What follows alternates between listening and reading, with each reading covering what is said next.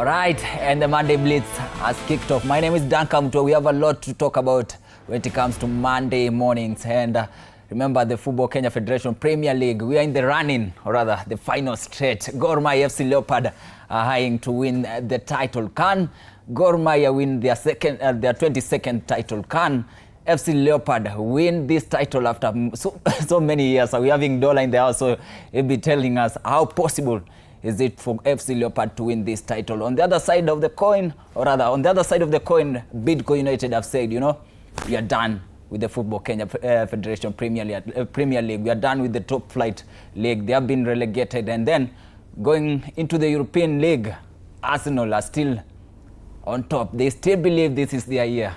But Manchester City are keeping the pressure. Hapo juu, anasema inakuja isikuje.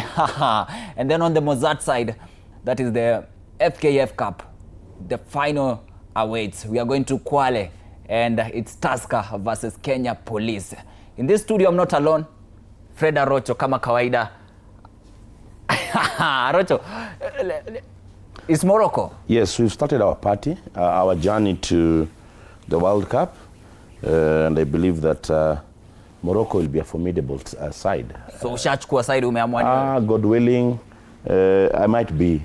Most likely, I'll be in, is it Aglahara? In the opening Mexico match, God willing. All right. All right. How was your weekend? I had a good weekend, other than Shabana dropping some points last week. This week was okay. My team KCB lost, but once again, the team is not doing well. We need to do a lot of stuff at KCB. All right, Dola, a big fan of Manchester United, a big fan of FC Leopard. A great weekend that you guys have had. You have also failed to mention one thing, that I'm a great Cristiano Ronaldo fan. And unlike Arocho, I'll be supporting Portugal at the 2026 FIFA World Cup. So that is my team. Although we lost this weekend in the AFC Asian Champions League 2 final to Gamba Osaka, but yeah, this week on Thursday, we're winning the league. I can see Nyashi here laughing, but on Thursday, it's a wrap for us. Al Nassr will be winning the league. But the run-up to the 2026 World Cup, the momentum is building, and I have full trust that this is our year. Also, yeah, maybe you have also said that I'm an FC Leopard fan. Yeah, I'm a big fan of FC Leopard, and this weekend, we played 3 matches in the last 7 days and secured wins in all the 3 matches. So you guys could have done that earlier in the season. Yeah, definitely. But it's a point we will talk about it as we progress. And again, speaking of El Nassr, kulikuwa na viti kila mtu amewekewa jezi. You guys were ready to celebrate, but draw ikawashika lakini. Yeah, an unfortunate draw in the last seconds of the game against Al Hilal. Personally, I was ecstatic about it, because if you look at the table, Al Hilal are unbeaten, and that is the Riyadh Derby is the biggest match in Saudi Arabia. So securing that win will not only have secured that title, but it would have meant that Al Nassr are now champions after so many years. So that is a celebration postponed but not denied. There's something that I'm waiting to see. Kiburi kishuka. Are still on top of the table. They have spent most of the season. Yeah. At the top of the table. Kinyashi see, and then atakwambia mimi amuniguzi. Kiburi ishapanda. How are you feeling, my brother? First of all, kiburi sijui inatoka wapi. Sisi hatuna kiburi. Kiburi ipo. We are very humble people. Kelele mingi. Yeah, maybe kelele, yes. Humble very much. Kiburi, I don't know. But we are not going down off the table. We are going all the way. Today we cement that position further. And then we wait for Bournemouth to do the Lord's work tomorrow. Yeah, so basically that's it. And our weekend was fantastic. I feel like I'm in a very good space right now, because all the teams I'm supporting are in finals. Tusker is in the final. We are in the FKF Cup final. And we are getting there through by hook or crook. That's what my manager said. So yeah, we are there. The coach said, it's a do or die. Exactly. And when he was doing a post-match interview, he said, we have not died yet. Exactly. So we're still on. Yeah, we're still on. It's looking good for me, man. I go lie. All right, keep the conversation going here to the Monday Blitz. Remember, the question of the day is, Can Manchester City win all the 3 domestic titles? They've already bagged the FA, they've already bagged the Carabao, and then the league title, they still believe they can win it. But Arsenal saying this is our year. Let's keep the conversation going on our social media platform at TV47 Kenya on YouTube, at TV47 Kenya on X, and even Facebook. Also on our website at TV47.digital. My name is Duncan Mutua. Again, let's keep the conversation going. Guys, naanza na Football Kenya Federation Premier League. Running, Kogalo are winning, FC Leopard are winning. And then FC wanangoja Kogalo ianguke ndio wapite, lakini imekuwa ngumu. Tuanze na Gor Mahia. Well, it's unfortunate for FC Leopards, though I don't want to take away the fact that they have really improved. I've watched Leopards for 15 or so years. The last time they won the league, I saw the team, though I was still quite young, but I saw the team, and it was quite a formidable team with the likes of George Sunguti, with the likes of Boniface Ambanika, the current president, who bagged a lot of goals that time. But I'd like to blame FC Leopards. You don't drop points to the likes of Madare and expect to win the league. You don't drop points with the like of Police, the way they dropped the points against Police. I've been seeing a lot of comments from the FC Leopards management, which is quite unfortunate. It's unfortunate because I even challenged the Secretary General to take good care of his house. Why am I saying he should take good care of his house? He's complaining about certain referees' decisions, but he's not looking at it their own undoing. They lost very crucial matches towards the crucial moments of the league, and they should blame themselves to be where they are. I normally say that win your matches and expect your competitor to draw points. But if FC Leopards cannot win matches as weak as Madare, then what should you expect? So I think they should just count their losses. This is a year that they might not win the league, because I'm not seeing Gor Mahia dropping points in the few matches that are remaining. The resurgence that came with Gor Mahia after they dropped points. They almost dropped points in the first leg against Muranga Seal. I watched a match that in the first half, Gor Mahia were losing 2-0. Then they came back and managed to win. Another match that they almost lost, I think it was against Bidco at Kasarani, more or less the same. Then eventually they picked their win. So FC Leopards, once again, count your losses, and they should look at the season as a very big improvement. They need to start challenging for the league next season.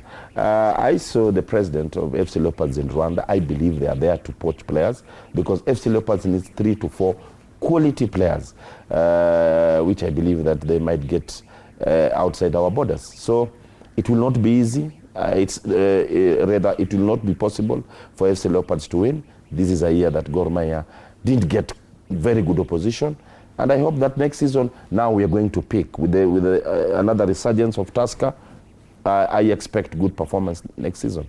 Next season, having that, you're saying, next season we might be expecting Shabana to win the title, but then again, let's focus. No, I'll discuss that. That one will come. I'll discuss that. Lazima utaguza. Let's talk about FC Leopard Gor Mahia title race. I'll disagree slightly with Rocho's sentiments that this season Gor Mahia did not get real opposition, because if you look at the table and if you look at how it has been for the whole season, it's going down to the wire. And today, or rather this weekend, it's important to note that the two teams, FC Leopard and Gor Mahia, have already surpassed the title-winning campaign of Kenya Police last season, because Police won the league with 64 points, FC Leopard are at 64, Gor Mahia are at 68 currently, and only need one win to secure that title. And if you ask me, I will say one of the biggest things that Gor Mahia did this season, and that is winning them the title because they're going to win the league, is because they made some very good business in the mid-season transfer window. If you look at the 3 signings they made, Beneza Sifua, Franco Diambo, Duang Jackson, these are impact signings. These are people who came in and proved their worth. If you look at Frank, for example, since coming on, he has been a regular. He has been a starter in that defense, partnering Sylvester Odhiambo. And even when Odhiambo got injured, he was still a mainstay in that squad now with Kibwage. So Sylvester is back from injury. Frank has maintained his position alongside Kibwage. In that midfield role, many people were actually asking, Austin is leaving in the mid-season window. Do we have his replacement? Although a different profile, Duang has been very crucial in that attacking midfield role, forming a midfield three of Morrison, Alpha, and Duang Jackson. And lastly, Ebenezer Sifua. His first match actually was against Muranga Seal at the Mo International Sports Center, Kasarani. And if many people could remember, on that day, his jersey alone did not even have his name on it. It was just written 30, Ebenezer. And so he came in, scored that match-winning goal. And since then, if I'm not wrong, he has scored 7 goals as a substitute. That is not something you get quite often. And it's befitting for him because he's a profile of a player. We all know his quality. He has played at the top level for so many years, including in top leagues like the Switzerland League. So it wasn't quite a surprise for someone like me seeing Ebenezer Sifua perform at the highest level. And that has to be one of the undoings of Leopard, because in the mid-season window, FC Leopard made only one signing. And the signing, unfortunately, was not a starter or someone coming off the bench. And to me, that was one of the problems or one of the factors that may have led to their stuttering towards the tail end of the campaign. And Knyash, someone will argue that Gor Mahia want it more than FC Leopard because they missed it last season when Kenya Police won it. Yeah. Would they want it more than FC Leopard? I mean, you could argue that, going by how they have been performing, going by how they carried out their business, like you mentioned, the transfer business. Yeah, you could see they wanted it more. But for AFC Leopards, I think I mentioned this earlier, they were moving like the Arsenal of 22-23. All of a sudden, they are here, they are huge, they are doing well, they are top of the table, they are challenging for the title, but eventually they fell short against seasoned winners. And that is Gor Mahia. But it's been good to watch. I don't recall the last time I saw Gor Mahia and AFC Leopards going, you could argue toe-to-toe, because we are like 2 games away to the end of the season, and we still can't say Gor are the champions. Well, eventually, maybe they will be the champions come next match day, but it's been entertaining to watch. I think it's been good for the opponents, seeing at least 2 teams going for it. I don't think Kenya Police had an opponent last season. This time around, then we see Gor Mahia and AFC Leopards going for it. I thought we'd see other teams as well. Teams like Tusker, we cannot afford not to be there. Maybe next season we're going to be there. We just have to wait and see, but this has been good for the league, for the neutrals, to be honest. We had someone will say, the derby was the decider, Dollar. The moment you guys lost it, that was it. Yeah, the derby was actually the catalyst for that downfall, but it's important to note that just prior to the derby, there were 2 matches that FC Leopard dropped points and they could not have afforded to drop points. And that was against Mathare United and Kenya Police. Mathare United, FC Leopard was leading up to the 75th minute. And in that 15-minute period, they conceded 4 goals. You cannot afford to do that, especially when you are chasing a title. And then came Kenya Police, 2 early goals within the first 15 or so minutes. Losing 3-0. But then again, I will say in those 2 matches against Kenya Police and Gor Mahia, FC Leopard coach Fred Ambani made gambles that, they say coaching is a risk, and sometimes the gambles you take do not work.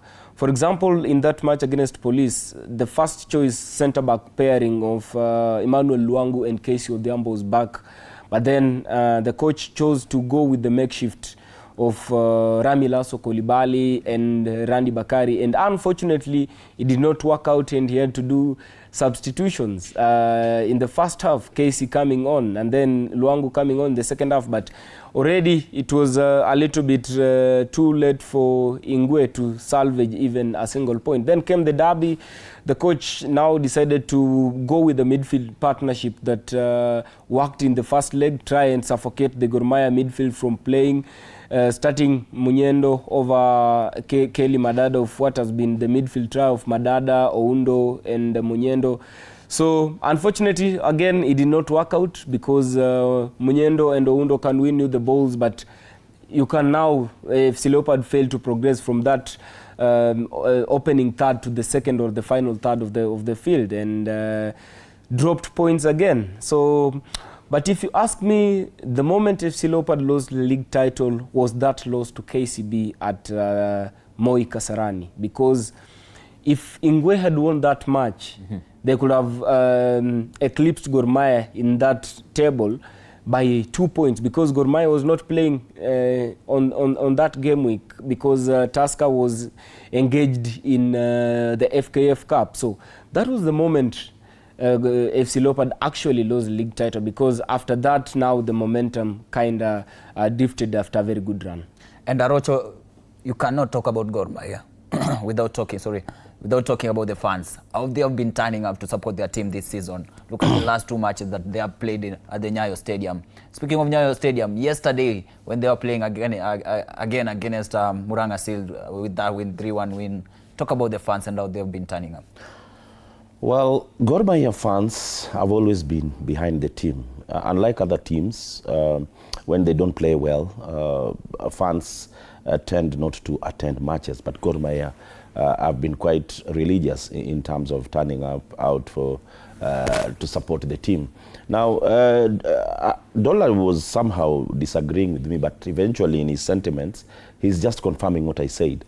FC Leopards dropped the gun against Mathare. You cannot lose, you are in contention and lose to Mathare United going by that margin. 4 is a very big margin. And I think the stability at FC Leopards had not really been gotten. I've liked what Fred has done. He's been with the team, I think, 2 or 3 seasons now. The first 2 seasons he was there as the assistant coach, and now he's progressed to be the head coach, and stability is being seen. Once again, I'd also like to commend the FC Leopards management, because since Boniface came in, other than the outbursts that his secretary once in a while engages in, we've seen a lot of stability in terms of the playing unit, in terms of interference with the lineup. We used to see a lot of that during Shikanda's regime. Now, coming back to your question, I think the league, and somebody was trying to say that our league is growing. The league is not growing. Once again, I feel that the league is just being suffocated. I like what Tusker has done. They brought in a new coach, and fresh breath was put into that team. It's a team that I'm expecting them to win the FKF Cup, and then Tusker will be somehow coming back to where they belong. Inyash is smiling. Yes, and you know, it took my careless words on this show against the Tusker management to even bring the changes that we are seeing. But what I don't like about Tusker is the fact that when Okere was the head coach, they were still training at Tusker Village. Okere tried on several occasions to talk to the management that this pitch is not the pitch that a team that is playing in the Premier League should be training at. But when the new Muzungu came in, with lack of a better word, Julian Med, they've done things differently. Yeah. The team moved from Tusker, now they're training at times at Moi Kasarani, and at times they're training at KU. I think we have double standards when it comes to our local coach, the way we treat our local coach and the way we treat foreign coaches. A foreign coach comes into this country, he gets a good salary, whatever he wants is brought to his disposal, and that's where we get results. So the results were not coming, and once again I'm saying it, because the management at Tusker were not serious with this team. But with the coming of the new coach, I think he brought in conditions, and that's why things are working at Tusker. Tusker has won very many, I think it's the team that has won matches consistently in the last 2 or 3 months after Okere left. So once again, I'm pleading to our management. Treat our local coaches the way you treat foreigners. Don't treat foreigners with soft gloves, and when you're handling a team with a local coach, you say that there's no budget. Where did Tusker get that budget to move their training from wherever it was to the new venue? Kinyash, budget ilitoka wapi kabla tusikize coach wa Gor Mahia? Budget naweza penda kujua pia. Hata mimi naweza penda kujua because we all knew. So there's a way that you guys are treating foreign coaches. I mean, going by that, they are Arocho is saying, okay, it is true. It is true. It is true. I mean, going by what has happened with that particular respect, as far as the standards, I would like to think Matt came and he's like, we can't train here. If you want me as a coach, we'd have to move. Look for suitable grounds where we can go train with my team. And they have looked for options, better options than Roraka, and they have gotten them, which was never the case with Okere. So, hapo sijui. But there's more than meets there. Ni sawa. After winning 3-1 against Murang'a Seals, coach wa Gor Mahia anasemaje?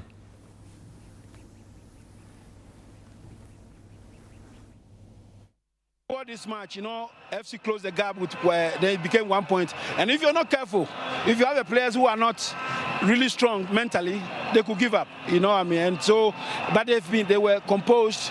We spoke to them mentally; they were ready. And at the end of the day, they were able to deliver, and we are very, very, very proud of them. Wachezaji wamecheza poa sana, wamecheza poa kulingana na vile tulipanga strategy yetu. But saa zingine decision zingine which tulikuwa tuna expect zitaenda side yao juu.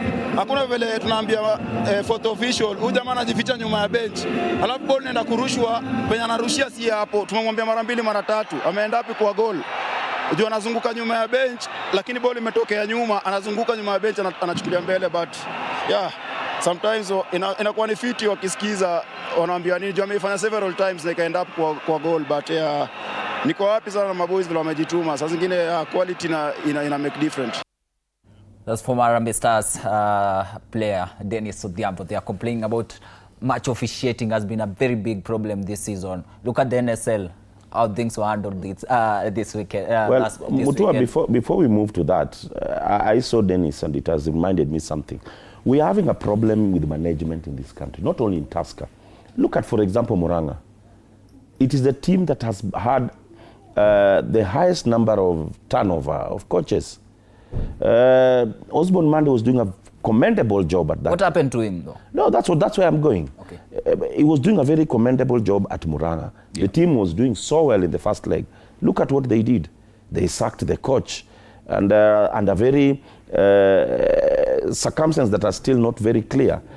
The point here is that if you are a chairman of a club, just please be a chairman of a club. You cannot be a chairman of a club and an assistant coach or a head coach of a club. And I remember telling Masharia, the president of Murang'a Seal, that you are going to sack Osborne Mande very soon. I was at the pitch when they were playing Mathare. They beat Mathare 2-0. I told him on his face that you never keep coaches. Mande has brought a lot of stability in this team. There was very good results at Murang'a Seal. Then all of a sudden, Mande has been sacked.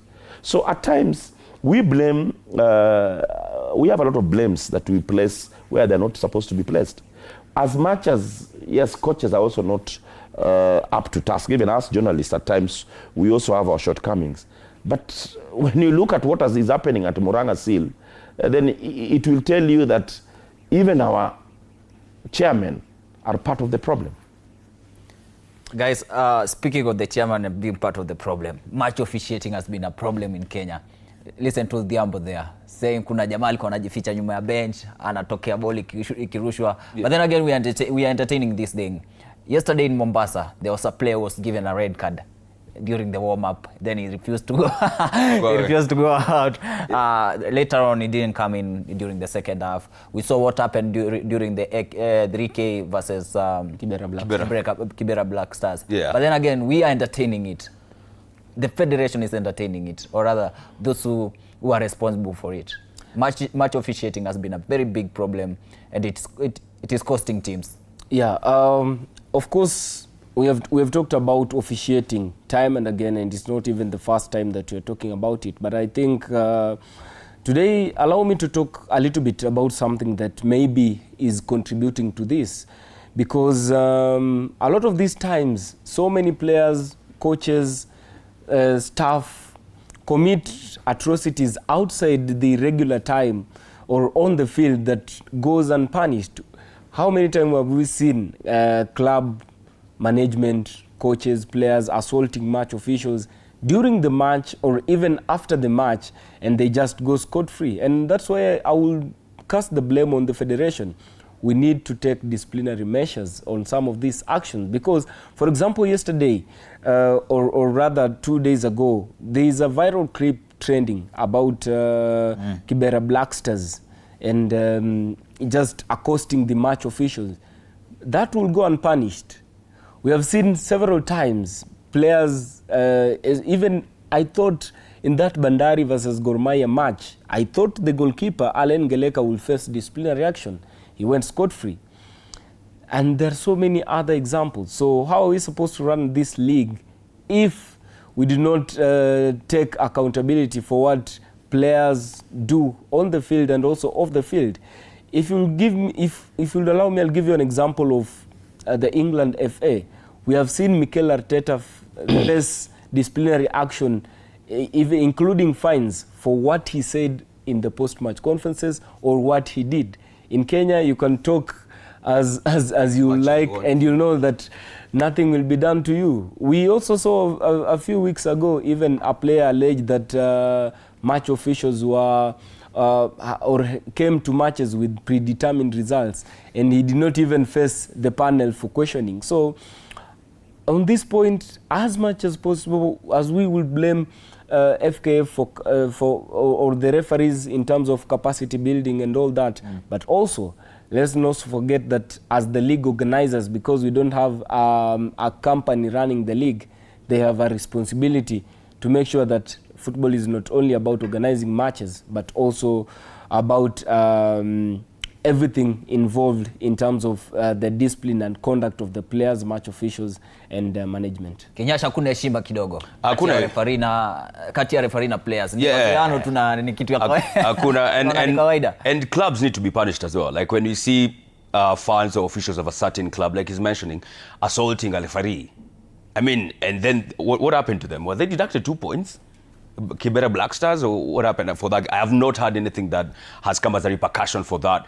Then when you see that and nothing happens, what will stop in the next match day? Fans of a certain club feeling some type of way about a certain decision, and then, okay, referee ako wapi, kuja hapa, tumsalimie kidogo. It's unfortunate, to be honest. And also the referees, when they conduct those howlers in the officiating, because first of all, nobody is perfect, right? They are humans as well, but some mistakes look hella blatant.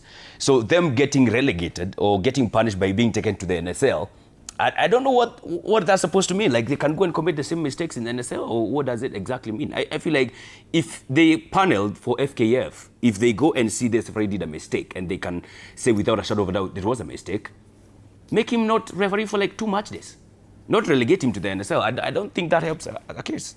He just earns less, but he's still doing the job. So it goes both ways. I hope we are going to see some accurate match officiating with the FC Leopard and Gor Mahia the remaining 2 matches at the end of the day. But guys, over the weekend we saw Kenya Police Bullets. They are getting it right when it comes to winning the title. They are getting it right when it comes to football management. Yeah. And they won their 3rd title this season. Kinyash, let me start with you. 3rd in a row, yeah. Police Bullets performance, winning their 3rd title. Yeah, Again. I mean they are dominating the Women Premier League. Let's be honest, that was the 3rd title in a row. I think last season they won and beat 10. I mean, basically there it's hakuna compare huko. Because if you're walking away with the league like that, it just goes to show how good they are. They are well managed anyway. They are backed by the same backup that has the Kenya Police for men. So it's good for them, to be honest. I mean, when you're running football like that, you expect to see results. They're having results. It's just unfortunate now what happens to these other teams, because I think the only team that came close to them was Ulinzi Starlets, and all these others are falling absolutely short compared to these two. It's like these two and then the rest. They're just like on a different class altogether. But let's see what they do from here. But that was good for them. Congratulations to them. Dola. Yeah, so in his first... And Dola, let me just say this. You're doing a great job when it comes to matters covering the women football. Whatever you're doing, keep doing it. So in his first season as head coach, David Bujego has won the title. I remember covering his first pre-match conference or the day he was unveiled, and he said that he's not here to win just the league, but he wants to win the CECAFA title. For the women, for you to qualify for the CAF Women's Champions League, you have to win the CECAFA Women's title. So Police have been there 2 times. The first time in Ethiopia, finishing in 3rd place. Then came and lost in the final at the Mo International Sports Center, Kasarani, in 2025. So I know they want to try and elevate themselves when it comes to the reaching the CAF Women's Champions League, because in Kenya only one club has achieved that feat, and that was Vihiga Queens back then in 2021. So for Bujego, huge congrats to him, because he won the FKF Women's Cup last year with Kibera Soccer Women. But then again, it's now a challenge for them. How will they fare on after this? Because many would argue that the biggest the biggest factor towards Kenya Police Bullets winning the league, repeating the league, that is winning 3 consecutive seasons, is they have a huge financial backing, which is true. Police can bully any team in the league and get any player from even any rival they want. I saw a little bit of a different transfer approach at the start of the season. They went and signed 2 Ugandans, Desire Katisi and Margaret Kunihira. But now, how do they move from here? Because they'll now be going to the next step, which is the CAF Women's Champions League. So I think they'll continue with the dominance in the league, unless maybe something changes in terms of the financial backing for these other teams, because these teams, many of these teams don't see even the need to invest in the league, because one, the league does not have a title sponsor, the league does not have a broadcast sponsor, so the return on investment is a little or not significant at all. So Police Bullets will continue with the dominance, at least for the time being, but I would love to see maybe in the coming years AFC Leopards and Gor Mahia Queens coming in. I know Gor Mahia are in prime position to get that playoff spot where they'll face the second team from the WNSL Zone B. So I would like to see them in the league and see what they bring. Speaking of the partnership, speaking of the sponsorship, a few days ago we saw Cape Media turning up, that is TV47, Radio 47, TV47 Digital, and also Cape Studios coming up with a strategy on how to reward this women league. And at the end of the day, the champions will be bagging 1 million from Cape Media. Second place will be bagging 500,000 shillings, and the third place will be going on with 250,000 Kenya shillings for the first time in the women's league. Every team again will go home with 100,000 Kenya shillings, so long as you participated in that league. A boost for the Kenyan football. Arocho, you can talk about that, and then how Kenya Police have been getting it right. Well, before I talk about the sponsorship that came with the Cape Media, I'd like to commend the good job that is being done at Police. Other than the bullets, we also doing we are seeing some very good job being done within the men's space. But well, for me it was obvious that Police are going to win because of 2 or 3 reasons. One, they are very consistent. The team has been consistent. I watched one of their matches. I think they were playing Kayole among the first few matches of the season, and they won quite convincingly. 2, they have a very strong bench. The team is having several good players. They can afford to keep these players. They even have incentives in the fact that some of the ladies have even joined the forces. So it's their way. It's easy for Police Bullets to entice players into their fold. So that has been of great help. So I think their major step now is to make a mark within the continent. Vihiga did so well when they represented us in the inaugural Ladies Champions League within the region. And we saw the resurgence of very good players who went and are now playing elsewhere. I was so proud to see Machaka, the captain, lifting that trophy, because she's one of the players who has graduated from from school, then under 17. Yes, we were with her in Dominica when the under 17 played in the first World Cup where Kenya, well, we lost, but it was a very good experience, and it's so nice to see her. I think she's somehow about 19 years old now. So that shows that we as a country have a lot of potential. We'll still have Machaka Machaka? Elizabeth Ochaka. Ochaka, Yeah. Ochaka Elizabeth. We'll still have her for 10 or so years. So that for me is quite commendable. It shows that we are building something to come. So once again, they need to up their game. Winning the league is not, as I said earlier, something for them to brag about. They need to make a mark in the continental scene so that they can also, he talked about revenue. They can also start bringing revenue into the team. Because in any case you play in the Champions League, other than the small amount of money that you'll get while playing in the Champions League, you'll also have players poached elsewhere.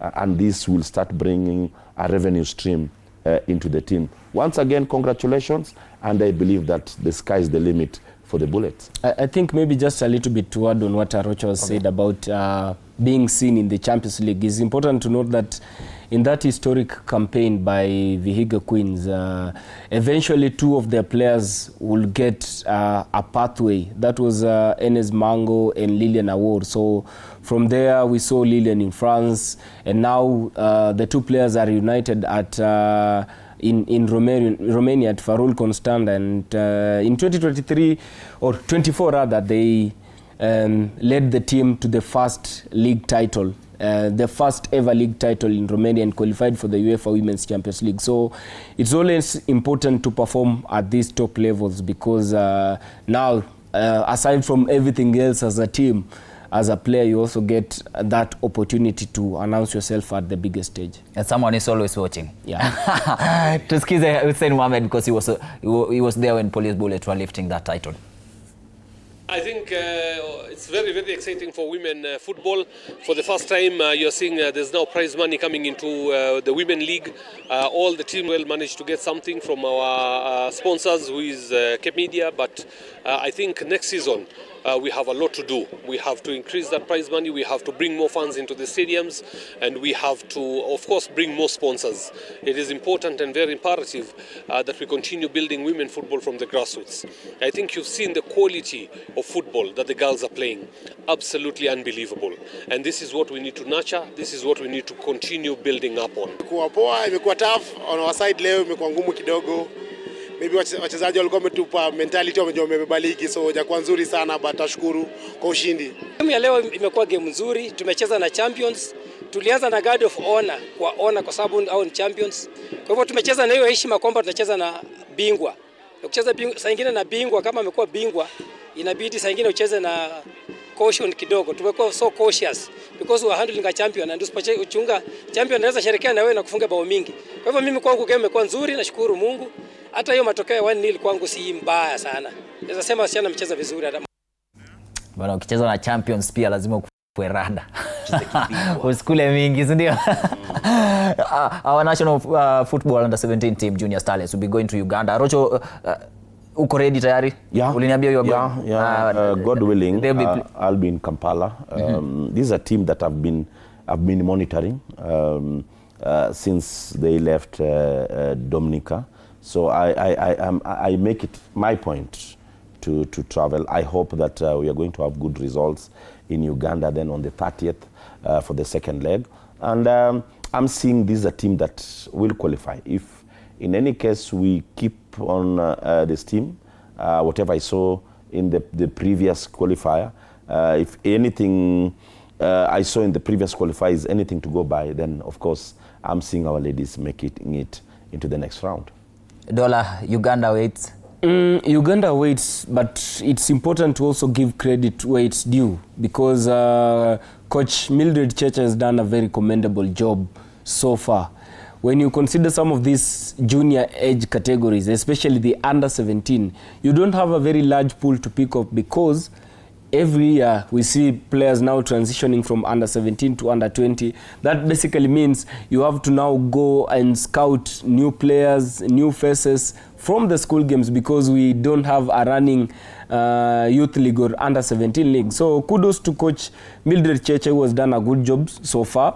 I think we only had like around 3 players retained from the squad last year: Faith Boke and Lindiwe Atieno, and maybe Flavia Hatenje. But Lindiwe is also injured at the moment and will not be traveling with the team to Uganda. But yes, we have a good chance. We played well in the first leg. I listened to Coach Cheche, and she said that the first leg in Namibia, that was in Windhoek, was kind of trying to see what can these players give me, trying to be conservative, and then went all out in the second leg and won 5-0 at the Ulinzi Sports Complex. So a good job they have done. I have tremendous trust in the technical bench, Coach Mildred Cheche, Coach Anna Lwoch, who's there. We also have the coach of Kenya Police Bullets, who have just won the league, Rama Vijago, who is also an assistant coach at the youth setup. So I believe they will give us something. And also, aside from everything else, the bragging rights, because losing to our East African neighbors has never been taken lightly by Kenyans. Yeah. All right. I mean, absolutely, we need to beat Uganda. You know, Tanzania, I think they're the ones who derailed our progress in the under 20.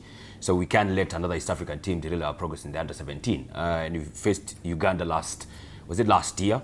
Yeah. And we beat them as we went our way to the final, so to the World Cup. So we need to do that again. It's going to be a tough one, but I think the girls can do it. Okay, keep the conversation going here, TV47 Monday Blitz. I can see some of the comments flowing in. That's why I'm smiling. The question of the day was about Manchester City. Can they win 3 titles, or rather 3 domestic titles? Because Arsenal are on top of the table, and they're saying no, ndogo ishuki msimu bana. Only 2 matches to go for them to be crowned as champions. Can they slide? But then let me just read one comment. I can see Kika from Kayole said, I'm locked in at the DO. Kayole DO, that's a place called Kwadio. Oh, okay. Kule Kayole. Asema Burnley beating Arsenal today is Manchester City. Last rubber bullet. Because Crystal Palace will give away to get the money. But remember once, Georgia beat Spain. Anatupia example. Inakuwa ngumu. Dola. On the women football, and again on the Bullets, not really Bullets, but on the junior starlet side, last year, we failed to qualify. But then we had already tested what World Cup means for them. This, do you have what it takes to beat Uganda? Yes, we have what it takes to beat Uganda, because one, we have been intentional in the last 2 or so years when it comes to the youth level football by playing consistently.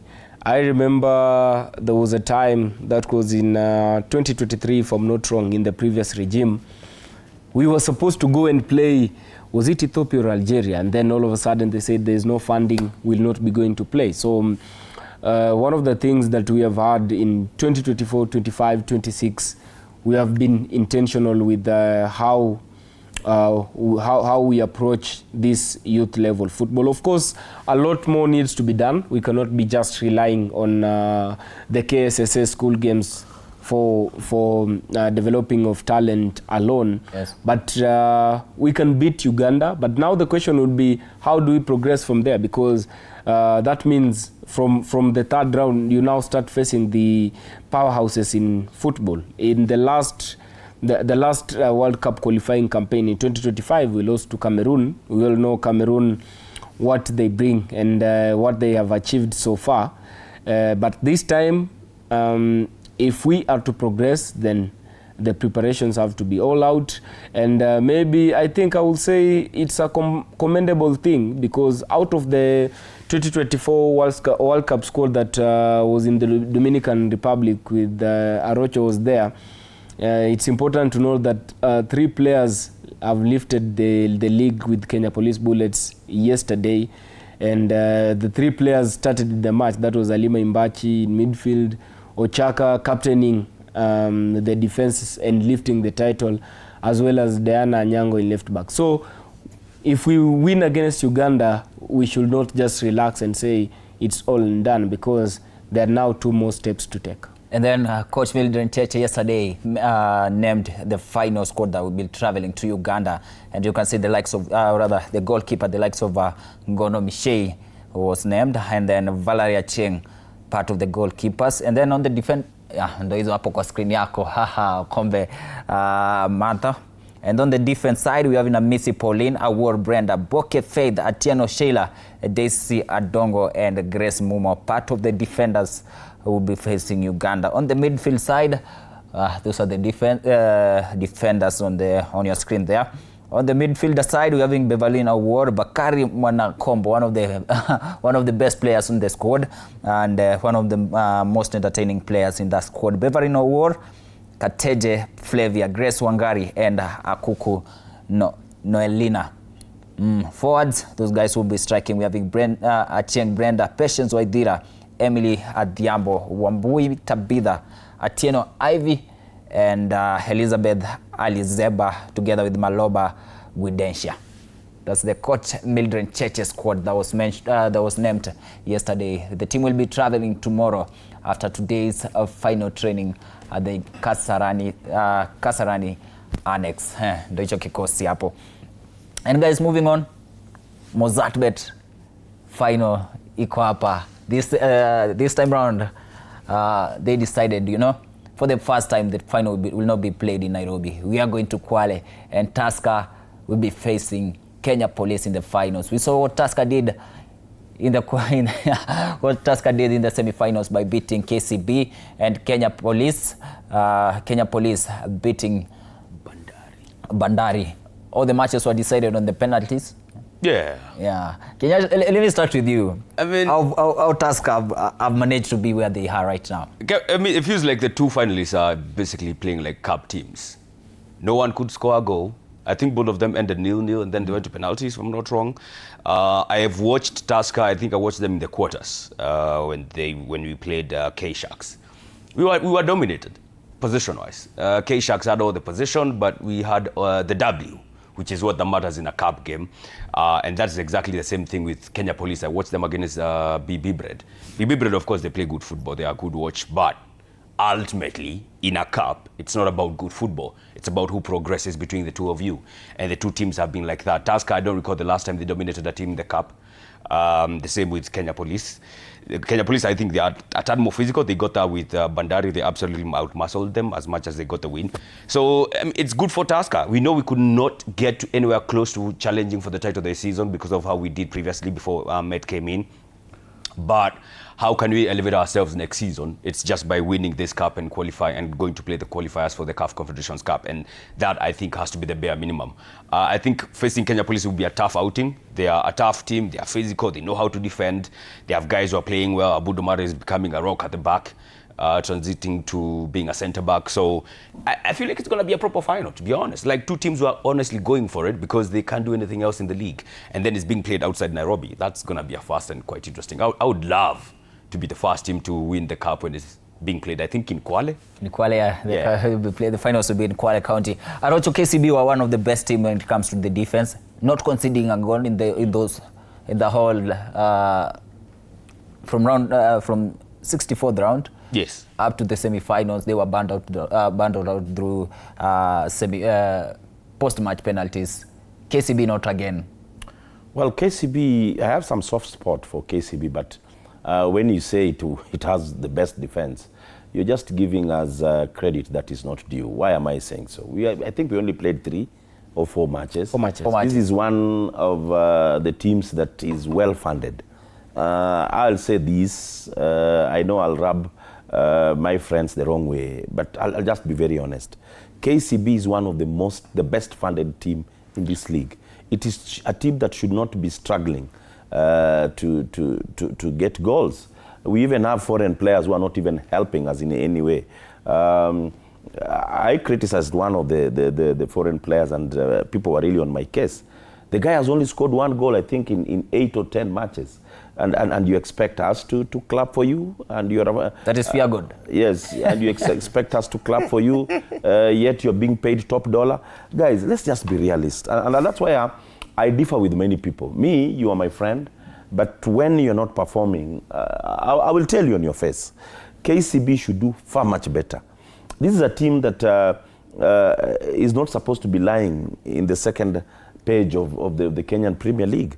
With all due respect to my coach Matano, but we are performing disastrously. We had one of the best performance when we were third in the league. Then the next season, Zedekia was sacked. And since Zedekia left KCB, the team has just been going down. I'm not trying to campaign for any particular coach, but I go by results. So when you tell me that it's one of the best defensive team in a tournament that we've played only 2, 3, 4 matches. It's 4 matches. That one for me doesn't count. They also scored 9 goals what counts, during the run, right? What counts is results. Guys, football is a game of results. All these other statistics are just mapambo in Swahili. The real thing is results. And that's why I've been liking Matano. I respect Matano when you discuss coaches in this country, because Robert Matano might be a lot of things.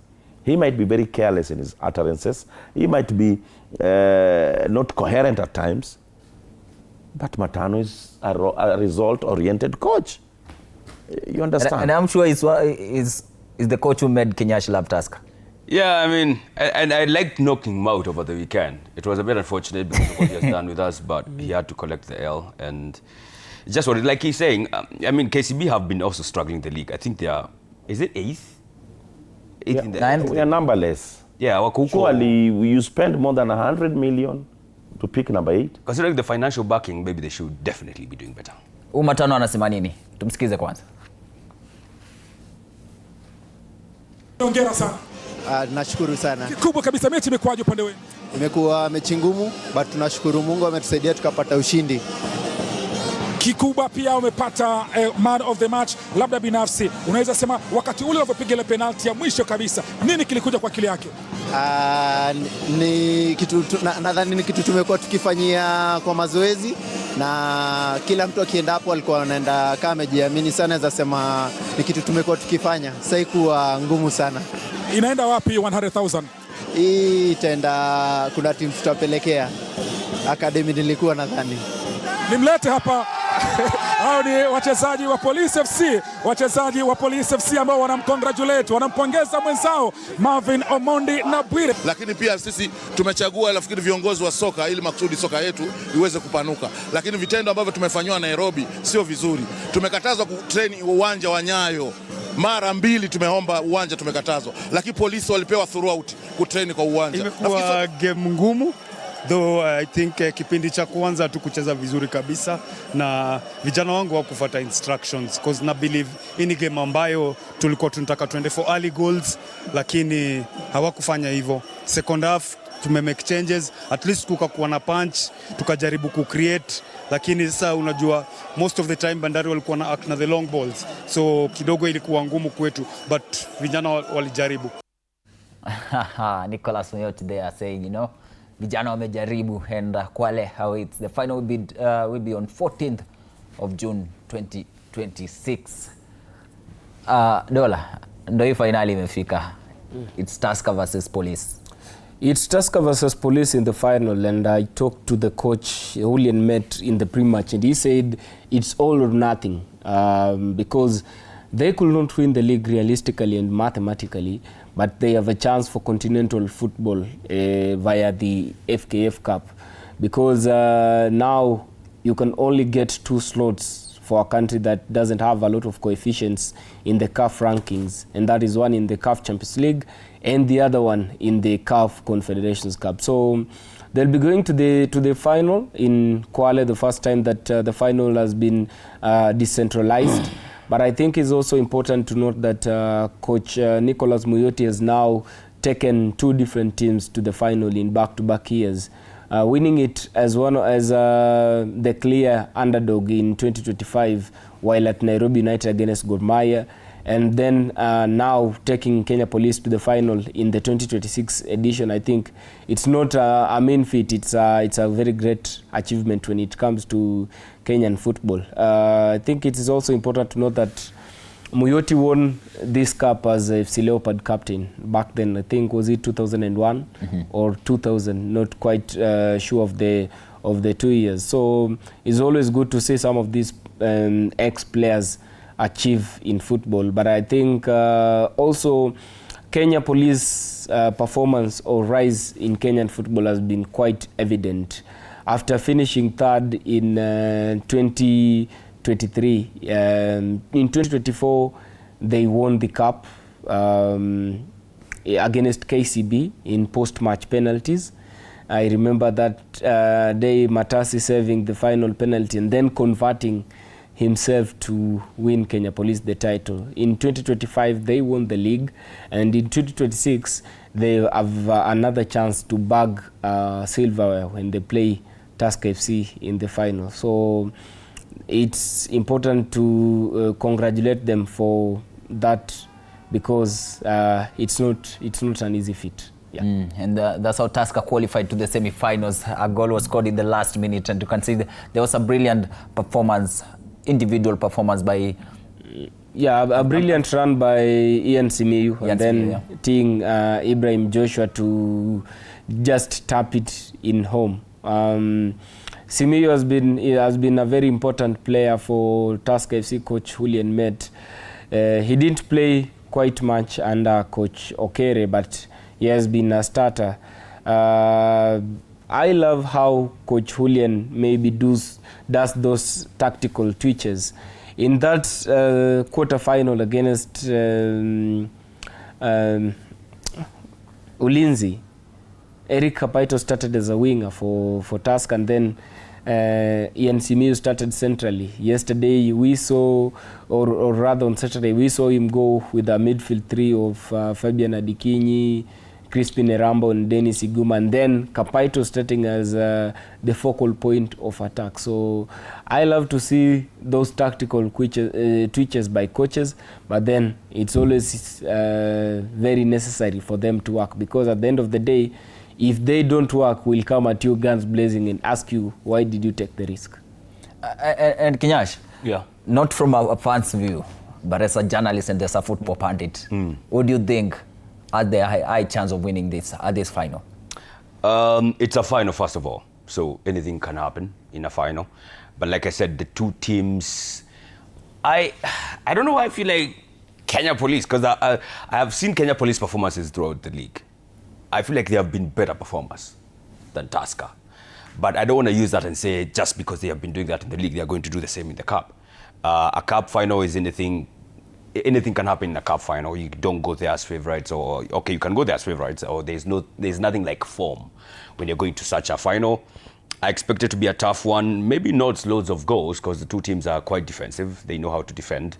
Maybe Kenya Police know how to score a bit more than Tusker. And that's the only bit that kind of worries me a little bit. But I think Tusker, again, Met knows he has one agenda. He has been consistent in saying that. He has to get to the continental level, or at least to the qualifiers, by just winning the cup. So I expect Tusker to do quite well. Okay, a quick one on this one. Who's winning it? Yeah, it's a 50-50 for me, because Kenya Police have the meanest defense in the league. They have conceded the least goals in the league. But also, it's important to give credit where it's due. Julian Met is a winner, because he has won the league at Soto in DRC. Yeah. He took Djibouti to their first ever group stage of the World Cup qualifiers. He performed very well at Rayon Sports in Rwanda. So it's going to be a head-on. Muyoti is one of the most exciting coaches coming up in Kenyan football in the last 2 or 3 seasons. So for me, it's a 50-50, but I think Kenya Police will take the edge because 1, they have a very good defense, and then 2, they have handled the pressure quite well at some of these advanced stages, and maybe lastly, they have Nicholas Moyoti, who has proven that he can be given, when given the mantle, he can perform well because he took Nairobi United in their debut campaign, in their debut top flight league.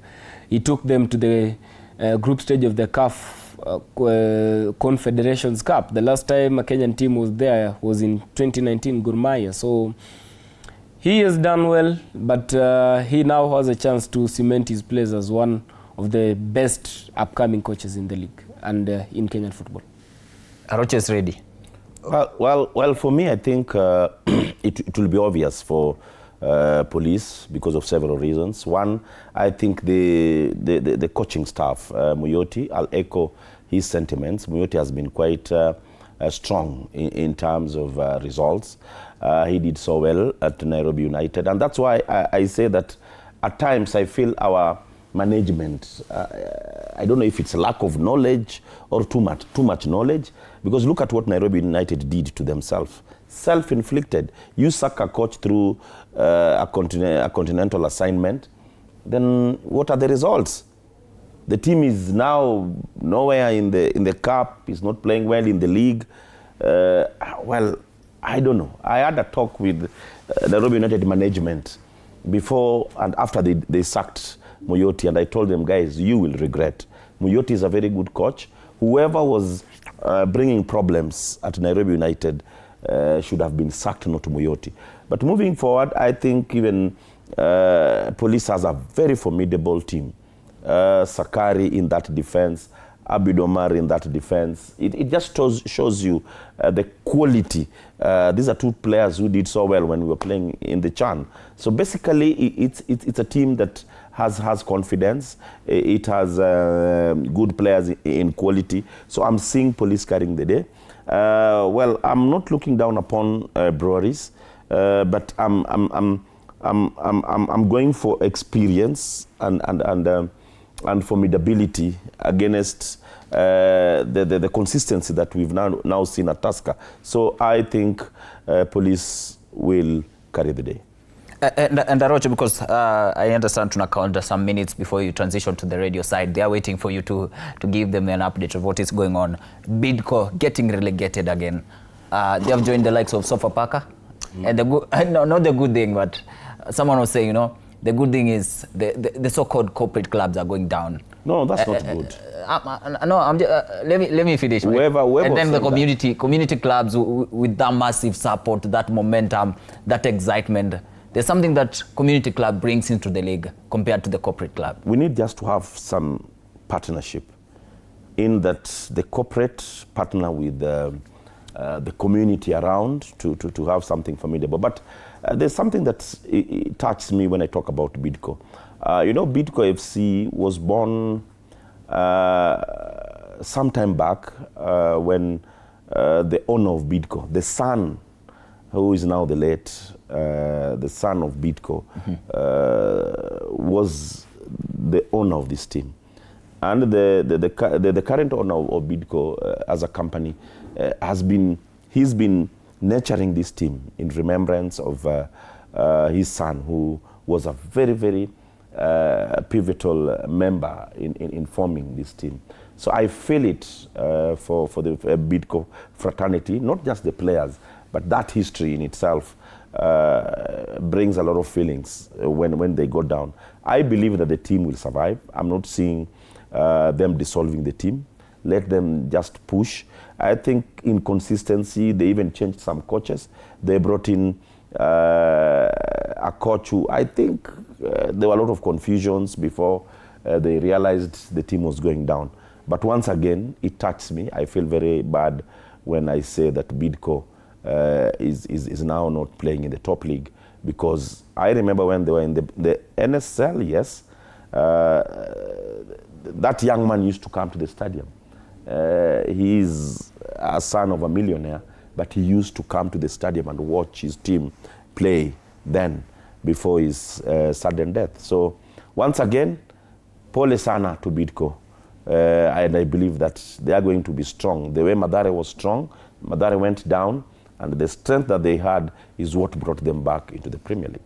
Maybe Sofapaka might also do the same. Good luck to them with that one. Yeah, before I read the comment, then after 6 years now, Bidco have been relegated, joining Sofapaka, and there is a possibility that the final team could either be Kariobangi Sharks or Ulinzi Stars. I personally see Ulinzi surviving. I don't know why I'm seeing Posta Rangers, that draw against Nairobi United may have just saved things for them. Mathare United also won against Mara Sugar, although some have said it's a controversial goal, but at the end of the day, they secured that. And you could have seen, you have seen that video of Mathare United CEO celebrating that win. Yes. What it meant to them. Jackton was emotional celebrating that win. So in the final 2 matches, it's a race between Ulinzi and Kariobangi Sharks. I think Ulinzi will survive, but the most important thing for me is that the next season most likely will be decentralizing these teams from Nairobi. If you look at the NSL table right now, it's 3KFC, Mombasa United and Migori Youth at the top. If 3K get promoted, that will mean we are getting another trip to Embu. Mombasa United, it will be now 2 teams in Mombasa, and maybe Migori Youth will now be going to Migori. So I would love to see the Nairobi teams or the Nairobi monopoly in the league being done away with, because now 3 teams from Nairobi being relegated and 3 teams from outside Nairobi being promoted. All right, keep the conversation going here at TV47 Monday Blitz, the only sports show in the morning, and we having the question of the day, because we might transition to talk matters to do with the European League. Can Manchester City win the 3 domestic title? Can they win the 3 domestic title? Najua Arsenal nikiguza 3 domestic title mnasema udankoni nini, but I can see some answers, some comments coming in. Kadrin amejita Kadrin anasema Premier League is gone, Gueye sold it to Arsenal. Noel Mai saying, you know, just say EPL because we have already won the 2 trophies. Can they win the 3rd trophy, that is the English Premier League? Anyway, ni sawa. Cosmas Matelong from Nandi Hills is saying possibilities are very high. Si unajua Arsenal ni botless. Kinyashi ningetaka nisikie una comment gani. Alafu comment ya mwisho before we take a break, Wesley keep some more debt. Ina ngumu hiyo. Anasema yes. Manchester City is a very dangerous team in the whole world right now. Najua Arsenal wanatetemeka wakiwa hapo nyuma. Arsenal will be playing against Burnley today. But before that, let's take a short break.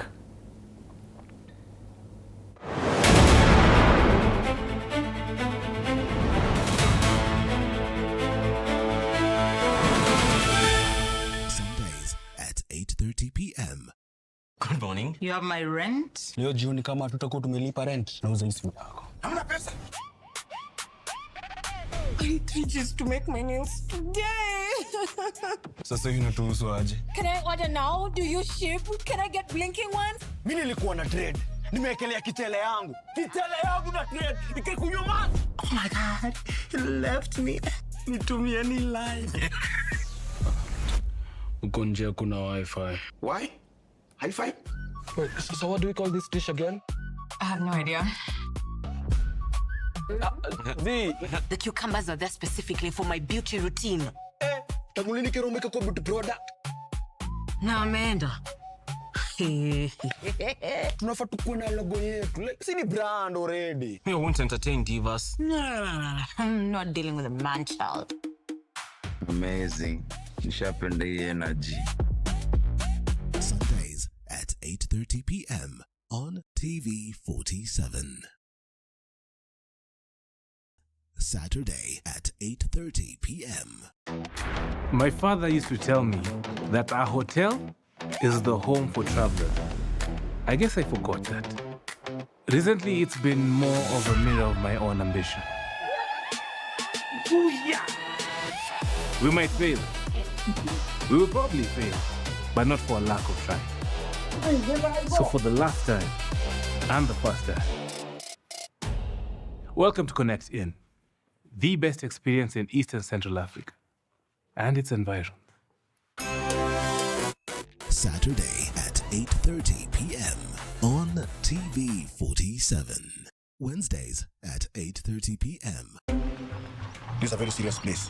I see that. Surely. Hey, Nyumba. This is the place. Just for a few days.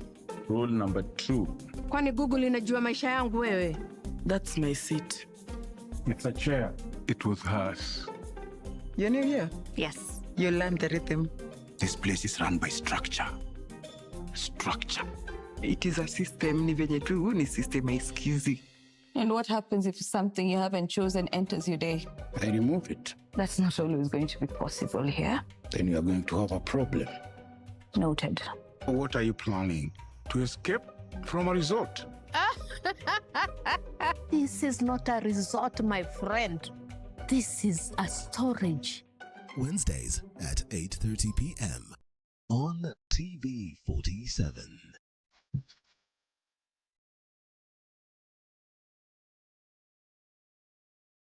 Nairobi, where the hustle never sleeps and neither do the scammers. Link up, we are talking about something that's affecting all of us. We are talking trust. We're diving into the campus life.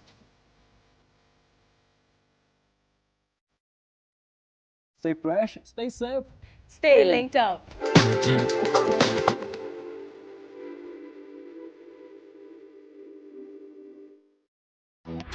My father used to tell me that a hotel is the home for travelers.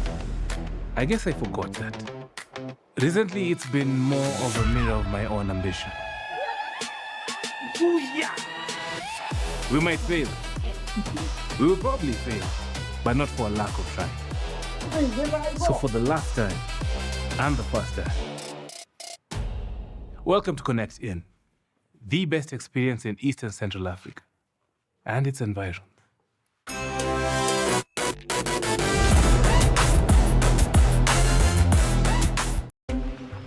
This is a very serious place. I see that. Surely. Hey, Nyumba. This is the place. Just for a few days. Rule number 2. Kwani Google inajua maisha yangu wewe? That's my seat. It's a chair. It was hers. You're new here? Yes. You learned the rhythm. This place is run by structure. Structure. It is a system. Ni venye tu ni system haisikizi. And what happens if something you haven't chosen enters your day? I remove it. That's not always going to be possible here. Then you are going to have a problem. Noted. What are you planning? To escape from a resort?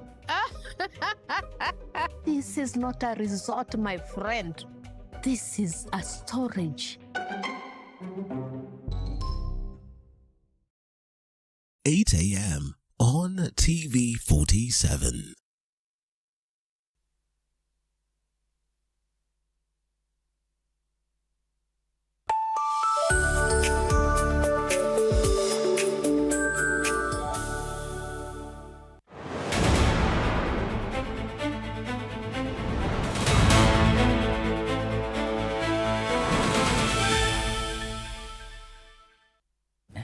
Karibu tena, this is Monday Blitz. My name is Duncan too. I'm not alone. I'm Kinyash, then Dola is in the house. Leon Otieno ndo amefika na niambia mambo yamekuwa noma pale kwa barabara. Leon again. Karibu. How was it coming? It's so unfortunate what is happening in the country at the moment. Everything is at a standstill. No transport. I've seen people burning things on the road, and I think they are very right to do what they're doing, but again, the government should listen to them, because the Kenyans are really having a hard time, yeah? Like for me, for instance, me coming all the way to here, it has taken me like 2 hours. Because I remember you were the first person who called me. I woke up very early in the morning, but I had to reach here at around 9, so it tells you a lot about what is happening, and hopefully the government will sort it out. All right. Speaking of the government and the fuel thing, now matters to do with sports. How was your weekend, bro? I would say fine. It has been an eventful weekend in the sports world. I've been concentrating on the under-17 AFCON that is going on in Morocco. Yes. And it's so unfortunate that my country, Kenya, is not part of it. But again, in the English Premier League, we've seen so many things happening. In the FA, we saw Manchester City win it. And today is a big day for Arsenal fans. Me being an Arsenal fan, this is the day that we either make or we break. We have Burnley tonight, and this is the game that wins us the title. Burnley might decide, you know, tunakufa nao, tunamka nao. But then we had that question of the day. Can Manchester City win all the 3 domestic titles? Leon has mentioned something to do with it's a make or break for Arsenal today playing against Burnley. Can they win it? Can they win their last match against Crystal Palace? Because Manchester City are giving them a lot, or rather they are keeping the pressure so high. And just to read some of the comments before we discuss matters to do with the FA and what happened over the weekend. I can see Owano Steven saying, you know, yes, because referee, they can win the 3 titles because, yes, the referee had there to help them. They robbed Chelsea on Saturday. Were they really robbed? Walishindwa kufunga Chelsea. Moses Lubuku, we wish so. Okay. Anasema so that we can have peace in the world. You guys are making a lot of noise, so there's there's unrest in the world.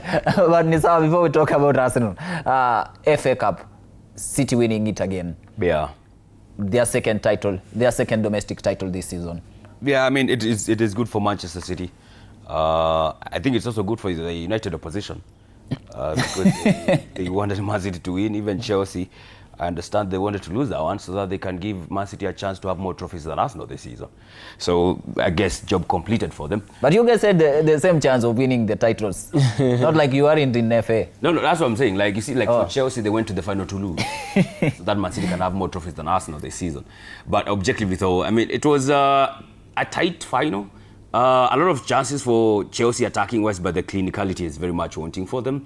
João Pedro was not clinical enough. There are quite a few fouls that were done there where I know Chelsea fans, if they were serious, they would maybe argue maybe something could have given because there were fouls on João Pedro from, I think, Nunes, Kushanov, and stuff like that in the final. But then again, the quality of Man City rose to the top, and you know what they say, the cream always comes to the top.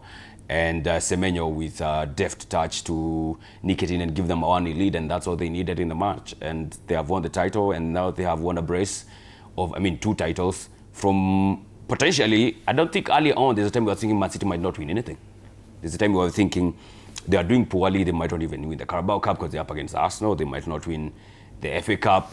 They might not even win the title, the league. Now here we are where they could potentially, even though it's not going to happen, win a treble domestically. So, comparison to Chelsea, they could have gotten themselves to Europe if they would have won the FA Cup. But now, I think the chances for them getting to play in Europe next season are done, regardless of the fact that they have had Alonso. Can they win their blood trophy after winning the FA on Saturday? Yeah, in football, as long as mathematically it's possible, then you can win it.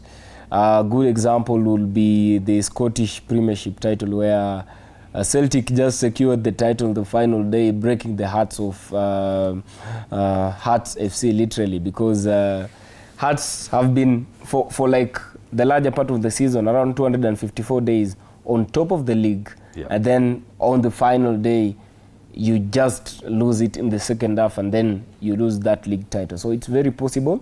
But I think, as I said earlier on this season, while appearing on this show, I said Arsenal will win the league this season because they learned from their mistakes, and one of them was getting significant additions, not just squad signings, the likes of Eberechi Eze. This season also, if you can see, they have had quite some few injuries here and there. Calafiori injured back, Zurian Timber injured back, right now injured. But the signings they made in Mosquera and in Kapie have aided them to see that period through. Also the tactical twitch by Arteta to now bring in Miles Skelly-Lewis in midfield has worked in the last 2 matches. I know there was a lot of noise, people were crying, let's try Skelly in midfield. But I said before, coaching is a risk, and when you try it, if it works, people will praise you for being a genius, and if it doesn't, people will call you a gambler or a risk taker. So City, it's very possible, but Arsenal will be able to beat Burnley comfortably tonight. Burnley have already been relegated, so I don't think there'll be any problem to Arsenal. But remember the old phrase that says the only person more dangerous than a man with unlimited resources is a man with nothing to lose. Burnley have got nothing to lose. Na wanaweza shuka na Arsenal leo. Wakishuka na Arsenal, you remember when they were playing against Manchester City? Look at the past few seasons when Manchester City are facing Burnley, they usually score more than 3 goals. But then this season, their last match when they played against City, ilikuwa inakaa ngumu. At the end of the day, City won it by a solitary goal, 1-0. Tonight, it's a must win for the Gunners. It's a must win for them to keep the title hopes alive. Okay, first things first, I want to congratulate Manchester City for the FA Cup win. I think it cements Pep Guardiola's title as being one of the greatest coaches that we've had in football. And for them to get their 3rd title, yes, they can. And I'm the only Arsenal fan that hasn't talked about us winning the league. I don't want to be ahead of myself. I've seen things happen before. I remember there was a time we played Southampton and we drew 3-3. And today playing Burnley, I would want us to be very cautious about that game. Like my brother said over here, Burnley has nothing to lose. So they'll come in the match knowing that it's either they spoil it for Arsenal or Arsenal wins it. But again, it's a big day for us. Mikel Arteta talked about taking all the matches as finals, and I think this is the 3rd final that we have, because we're remaining with 2, the Crystal Palace match and the Paris Saint-Germain match. And today the only thing I want to see from the Arsenal players is to go for early goals. I don't want to see an instant whereby the first half we are at 0-0. That will bring pressure, and as we know very well, Arsenal with pressure are 2 things that don't go together. So for us to beat Burnley today, we really need to go for it. Early goals in the first half, the same way we did against Fulham. If we go into the second half leading like 2 to 3 goals, then maybe I'll be confident. But again, from an Arsenal fan, I'm still not going to talk about the title until we've done it, because we've been in such a position. So many times we've talked about getting the title, but things crumble. But again, let's beat Burnley, then wait for Crystal Palace. You talk about the title because you are so confident that this is the season. I mean, the other times that we have crumbled, we were never in the driving position, and it was not like 2 match days to go. If we do this, it will be a special bottling. This one will be, I think, the biggest of all time, even bigger than the others that we have done. But we are in the pole position. In pole position, we are in the driving seat. All we have to do is beat Burnley. Now, it's easier said than done, but that's all we have to do. Beat Burnley, hope for Bournemouth, that maybe they will do something, but ile mali ya kila mtu ashinda game zake. Banking on other people has not helped us before, so we're not going to do it again. So we just have to beat Burnley, and then we wait. And City tomorrow? Against Bournemouth, their last game at home, Iraola's last game at home, and they have to do it for him. They have to do it for the Cherries, they have to do it for the fans. They are on the verge of getting to Europe. If they don't do Champions League, I think they get to Europa League. So, I mean, they have to do something. We don't need them to beat Manchester City, by the way. Just don't lose. If I should add something to what Nyash has said, I think Bournemouth are going to take points off City. Why am I saying this? The race for Europe is really tightening up. They're in terrific form. By exactly. If you saw what happened yesterday, the results, Bournemouth really needs to get something out of Manchester City for them to secure the 6th spot, because they're really looking at a possibility of them playing in the Champions League next season. So Arsenal fans will be behind Bournemouth, and I'm 100% sure. Bournemouth at home, with what Andoni Iraola has been doing all season, we might get something out of it. Big supporters of Arsenal, the 2 guys. and they are saying tomorrow. They are not being very honest. Which part have we lied? Because tell them the truth then. Which part have we lied? They are saying, the two of Arsenal fans are saying they want Bournemouth to do it for Anthony Raola, but they want Bournemouth to do it for Arsenal. No. You're right. We also want them to do it for us. As a result, we want them to do it for Iraola. That's the bare minimum. That's Exactly. fast. Do you want City to lose? No. Actually, don't want City. I want them to draw because that would be painful for them. But, I think the Cherries can do something. Yeah, so Bournemouth, they have had a strong run at home. I think they have the current longest unbeaten streak at home, if I'm not wrong. So seeing their final match and then the possibility of playing in Europe, that basically means they have a lot at stake for themselves. So I see a potential scenario whereby they'll be going all out to try and get a positive result. Of course, that race for the Europe top spot, especially the Europa League and the final Champions League spots, is still very tight. Get the three top teams, Manchester United, Man City and Arsenal out of the equation, and you remain with so many people fighting for a position in Europe. Aston Villa there, Bournemouth is there, Brighton also very possible. So it's going to be a tough one for them, and for City will be going also all out. But let's see how it goes, because City have been very good in the second half in the last 3 or so matches. The match they played, the last match were against Everton, after conceding twice in a space of minutes, they came back and Doku scored that wonderful color.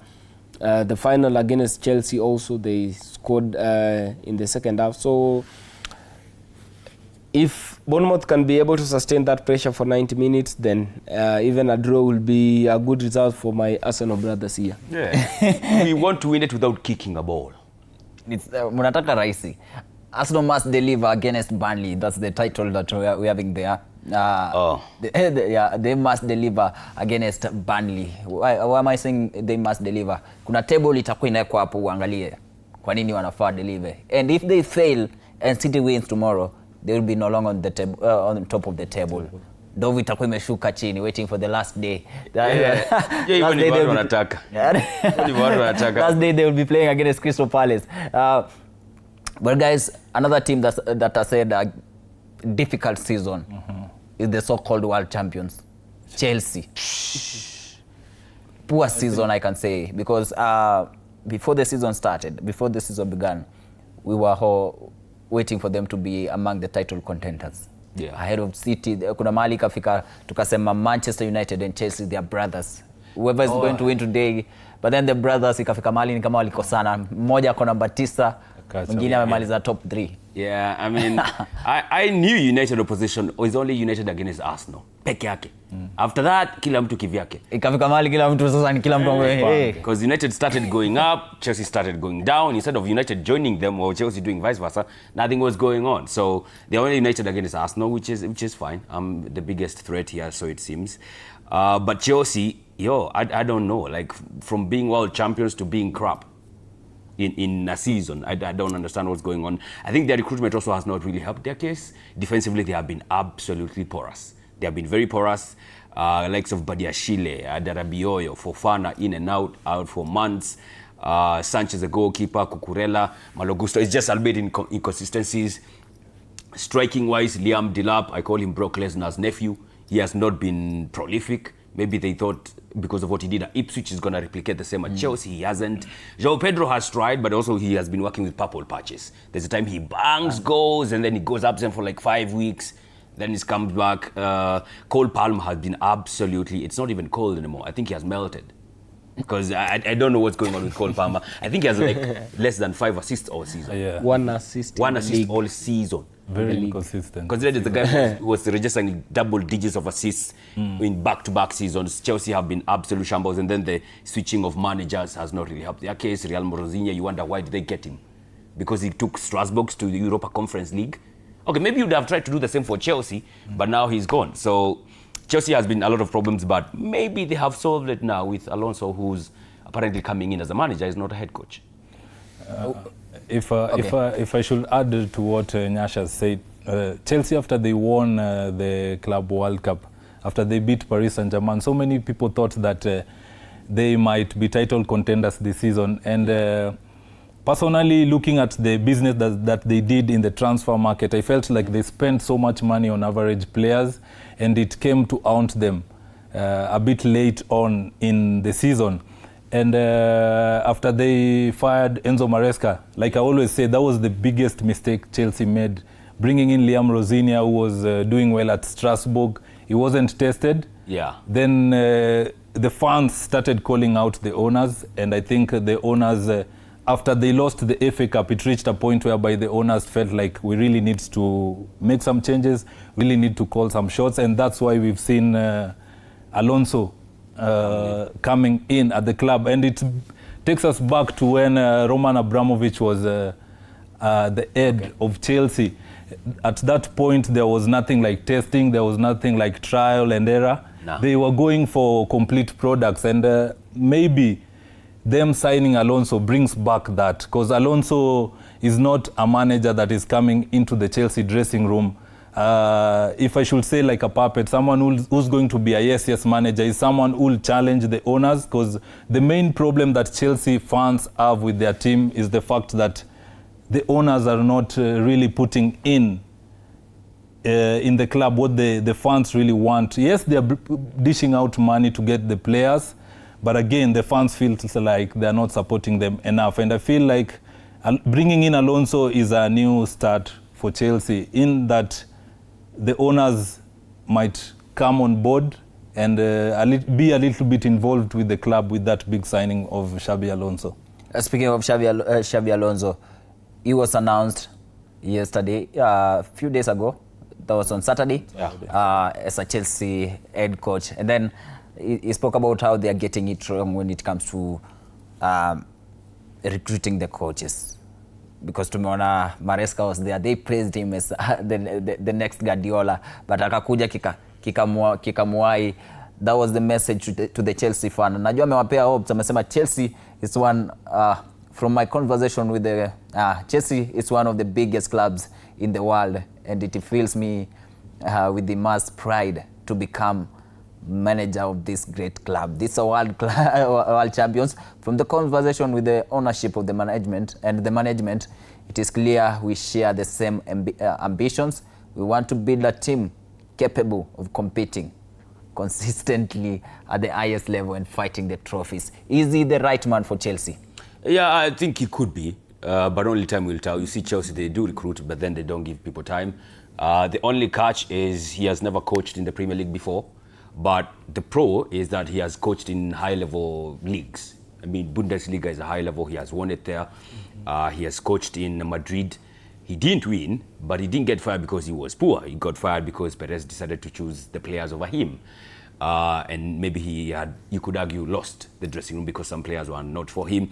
And you see some of the things that they were falling out with the players is like when he called the players to give, I think, a guard of honor to Barcelona after they had gotten beat by Barcelona. Because this is a guy who has been there, done that. He has won, I don't know if he won the Champions League with Madrid.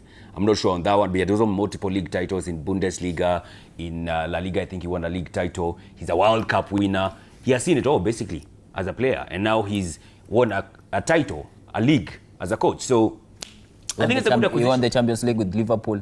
The miracle in Istanbul. So he has won it all, basically, as a player. He has seen it all as a coach. He has been in different dressing rooms that have won titles. So maybe that's just what Chelsea needs. Is he the right man, Dola? Sababu wamesema in Alonso we trust. It's quite kama kawaida wakapiga ile kelele yao Chelsea nini blues.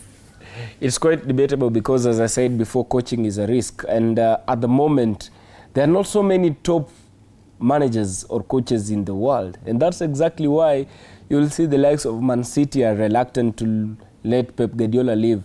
That's the reason why France maybe don't want Julian Nagelsmann to leave that coaching role.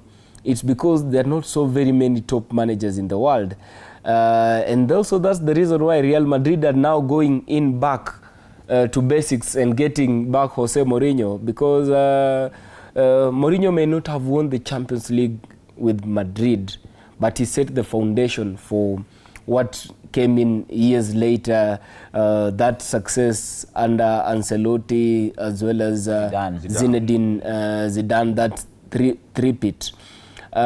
So Alonso coming in at Chelsea is good for him. Is a good manager, a young manager for that matter. When it comes to as a coach, he won the league with the Leverkusen in what was maybe many people didn't quite expect him to achieve that feat.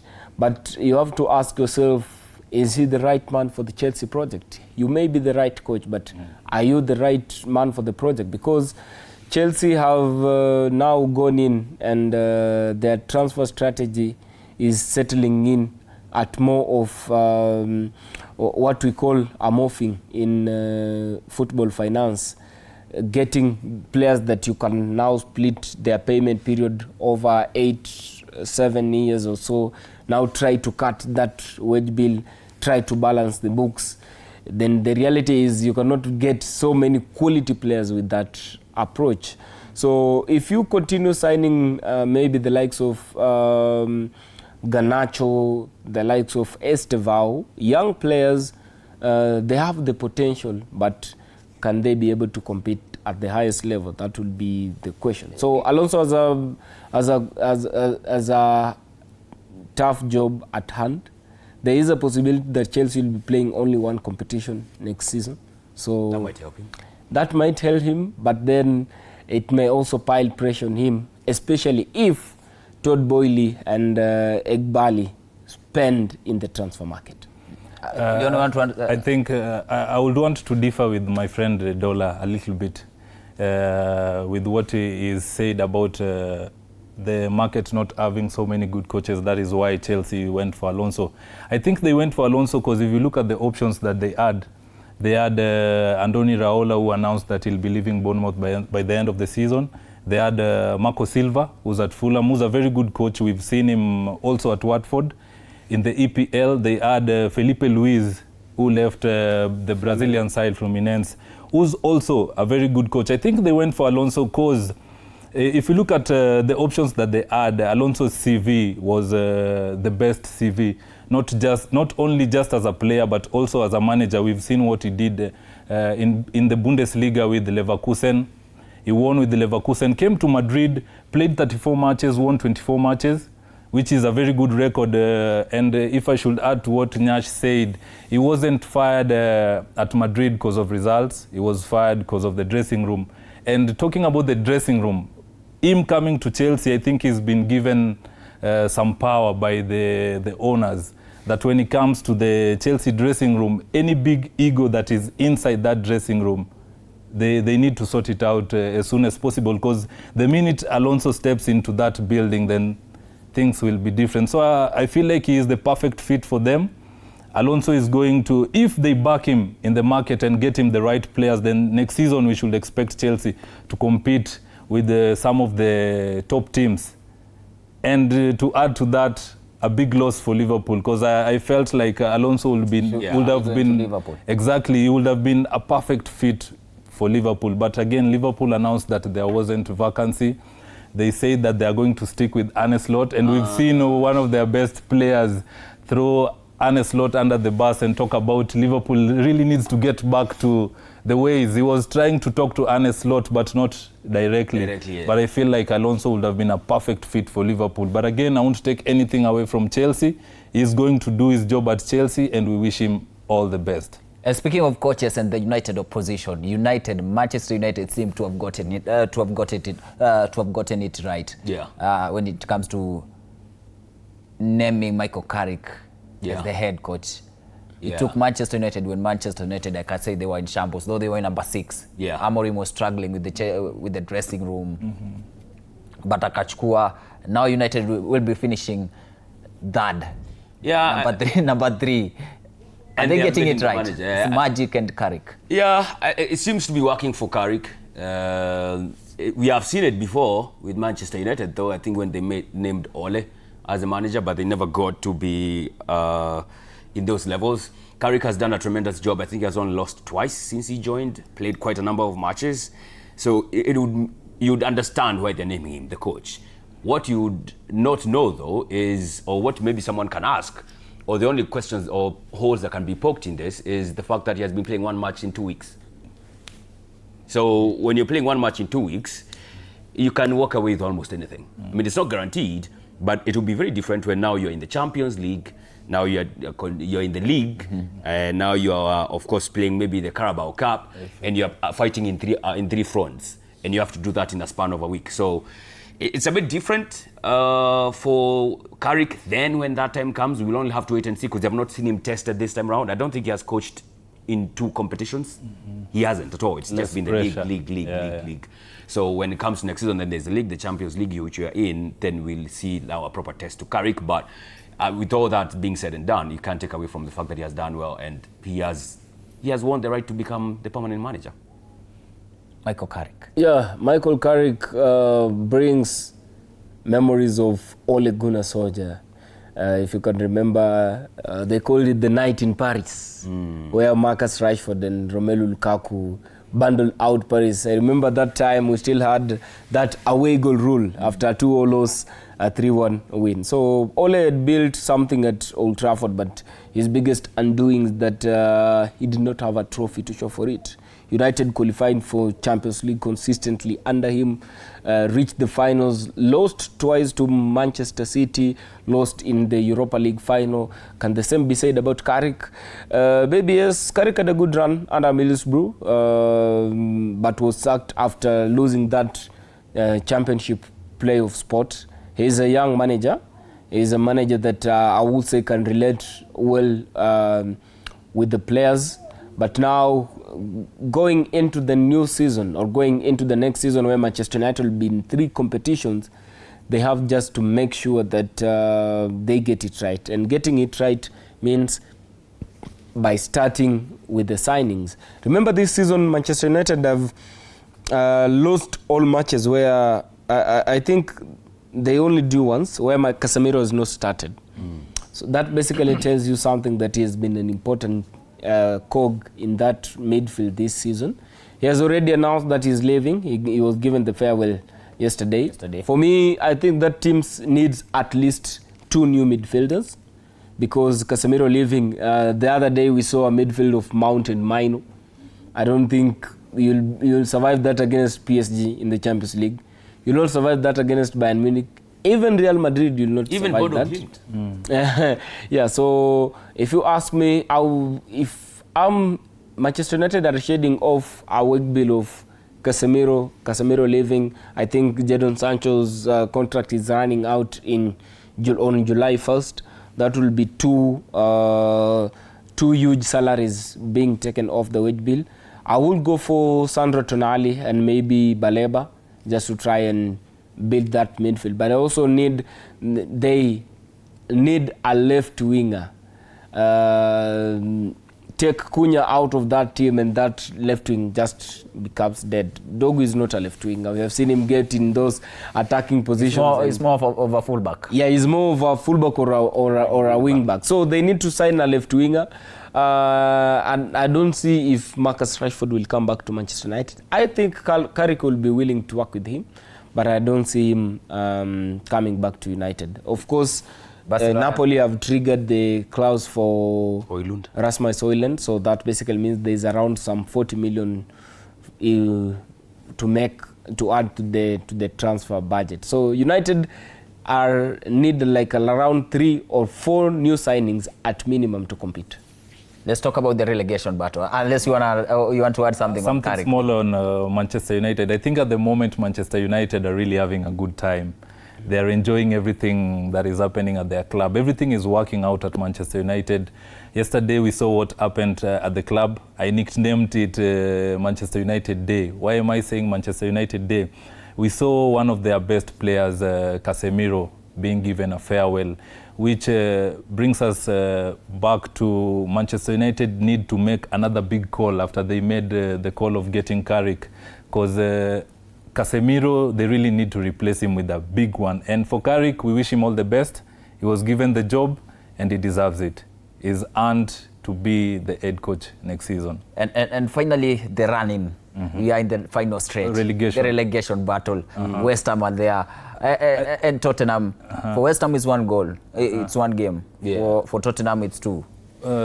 After Arsenal beat West Ham, that is when I knew West Ham was going down. And that is when Arsenal placed West Ham on the coffin. And yesterday, Newcastle beating them 3-1 was the last nail on their coffin. And very sorry for Nuno Espirito Santos. I'm a big fan of him, of what he's done for football in the English Premier League. We saw him at Wolves. It didn't work out at Tottenham. He came to West Ham, really tried. I'm not going to take anything away from him, but for West Ham, we are very sorry, but they have to go down. The only way to come back is to put more money. Everybody thinks that going down is easy, but coming back is so hard. If you look at Leicester, what is happening at Leicester. So West Ham, if they go down, they really need to maintain the players. Don't sell the big names. Put in more money, then come back. Because West Ham is a team that doesn't deserve to be in the championship. If you look at the Olympic Stadium, it's not supposed to be playing in the championship. But the question is, can the big names play in the championship? That's the question. If they go down, good luck to them keeping likes of Jarrod Bowen especially. Those are the key players that you have to be worried about. Somerville, Mateus Fernandes already being linked with Man United, Arsenal. So definitely the big teams are going to pick those big players, the top tier talent that there is at West Ham. And at West Ham now, any result for Spurs, I think on Tuesday, or is it Wednesday? Any result, it's done for them. It's done for them. Yeah, so it's a bit unfortunate. I couldn't help them last weekend. I had to do what I had to do because I'm fighting for the title. But it's so unfortunate. He was saved by VR in that. I was It's so controversial. I was saved by good officiating. Was it a foul? No, it wasn't. It was a foul. It was a foul on David Raya. It was not a goal. Yeah. Yeah. Watu walikuwa wanamuta. Ungeona reaction ya Dola. Wawili. Ya shati, anaweka mikono. Dola ametulia kaza. Nah, we all know it was a foul. So unfortunate that we are talking about Tottenham. Last season, the same position. This season, the same position. For me, I feel like they should be going down. But that's consistency. I like that. They're very Dola, tumalizie relegation. Very lucky. It's done for West Ham. I think Spurs will just get a positive result. They play on Wednesday? I think on Wednesday. On Wednesday. Yeah. Spurs will get a positive result, and that basically means West Ham, even if Spurs don't win, is West Ham going to win their match? Nah, they can't. It's very hard. So it's done for West Ham. They'll be joining Burnley and Wolves in the championship. Yeah. I mean, I think when you were saying Manchester United Day, maybe he also meant to add Bruno Fernandes getting the 20 assist record. That's fantastic. Well done. But 11 of those from set pieces. I thought you don't like set pieces. Assist is assist. So, they do matter now. And also, like when he was being compared with other guys like, what do you call him, KDB and Thierry Henry. Thierry Henry, for context, all of them are from open play. None from a set piece. While he was doing that, he also bagged 24 goals. How many goals does Bruno have? How many? 8. Yeah, 8. In the hasn't league, even 8. hit double digits. So I don't want to take anything away from him as far as getting that record. He might even break it, by the way. But I mean, when you're comparing to other people, those people are winning titles and smashing them all up. They are not part of the United opposition, so you can feel getting some of the 20 assists.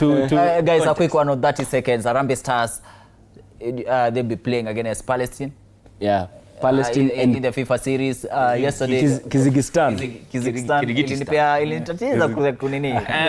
Dola, a quick one on Harambee Stars tufunge tumalize. To be honest, I've not quite followed Palestine and Kyrgyzstan as a football nation, so I won't be in a very good position to comment about them, but I'm happy to see our national teams being consistently in preparation for the 2027 Africa Cup of Nations. I hope we use those matches to test some of the players that have not yet played for the national team, some of the players that have been courted in Europe. Palestine was supposed to play India, but then the fixture came out and now they're playing against Kenya. So I'll take that more as a preparation period and not necessarily going there for a win. Yeah, I mean, you'd honestly prefer to play other teams. After doing Senegal and Equatorial Guinea, you'd want to... Atakaba sini teams of Africa. I don't know where Palestine ranks and Kyrgyzstan.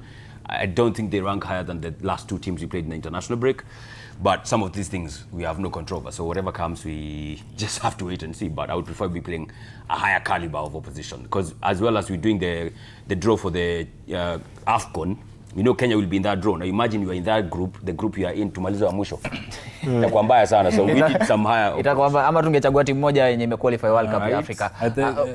Less than 10 seconds. Looking at the friendlies, I question myself, and I would really love to see who's in charge of getting the friendly matches for us, because we've, like Nyasha said, we've played Senegal, we've played Equatorial Guinea, then you come and bring us Palestine and I can't even pronounce the country. I feel like it's not doing good for us. I'm not going to take anything away from the teams. I've not seen them play. I wouldn't know how they play. But again, get us some good friendlies. Those are not good friendly for us. All right, just to read some of the comments. Few comments before tufuge. You can see Harrison Idangwa saying no, Arsenal will win the title, the Premier League title. We was City wasau. Francis Maritimi anasema plus community shield itakuwa 3. That's one, it's a banta na kuelewa. Mwingine amesema chances, huyu ni Joseph Wainaina anasema chances are minimal bana. Mimi nimechoka kukaza. Amekaza Arsenal wapigwe, ameshindwa. On the WhatsApp side anasema hajaniambia jina. Joshua Vita from Embu, shukran sana. Anasema 3K Som of Stars ni mwecheche, ameka emoji za moto. Anasema Arsenal to win against Burnley tonight, and FC Leopard Bournemouth. FC Bournemouth with the 16 unbeaten record will draw against City tomorrow night, as they also fight for a slot in the European League. Gunners to get a guard of honor at the Crystal Palace. Wa mwisho huyu amenicalculatea, huyu nashuku huyu anabeta, anasema Manchester United fans from Kayole, anasema angalia odds za jana za Burnley zilikuwa 26. Leo zimeshuka zimeenda 23. There's a big possibility of Burnley beating Manchester, beating Arsenal today. Can they beat Arsenal today? Keep the conversation on our social media platform. Kuna question of the day regarding the Arsenal. Can they win against Burnley? Can City tomorrow win against FC Bournemouth? Here TV47 Monday Blitz talk about tumefunga. Thank you so much for keeping an eye in the last two hours that we have discussed matters to do with the sports. My name is Duncan Tua Kinyash, Dola and Leon. Thank you so much, guys, for making it here against all the odds. Matatu zimesumbua, lakini najua nyinyi mna gari zenu mmeshatua. Thank you. Kuwa na siku njema, kuwa na wiki njema. Kwaheri. My name is Duncan Tua, and shukran sana to all the guys who have made it possible. The likes of Inonda, the likes of Alan, the likes of Kolo, and Jen wa graphics. Thank you so much, guys, and have yourself a great week.